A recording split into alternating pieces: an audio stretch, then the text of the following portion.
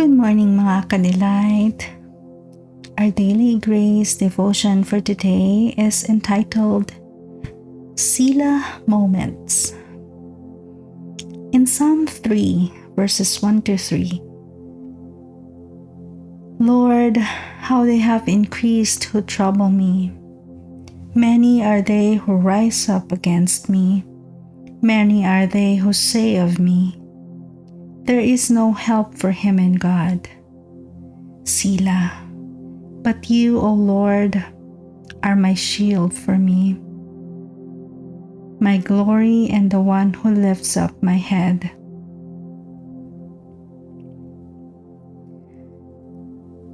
As you read what happened to David as he cried out to God in the verses above, notice the Selah in the psalm.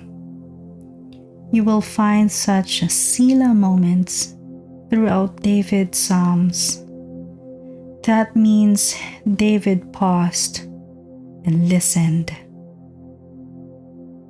In those moments, David turned his eyes from his troubles and looked to his God. In those moments, I believe he remembered afresh that he did not have to fight his battles because the Lord of hosts fought for him. In 1 Samuel 17:45-47, he remembered afresh that God who had delivered him from the paw of the lion and the paw of the bear, the God who overcame Goliath without sword or spear. And as he looked to the Lord, he strengthened himself in the Lord, according to 1 Samuel 30 verse 6. And that's when things started to change. Change came when he shifted his focus away from his painful and dire circumstances and allowed himself to be absorbed instead in the grace of the Lord. When he paused and tuned in to what the Lord was encouraging him with on the inside.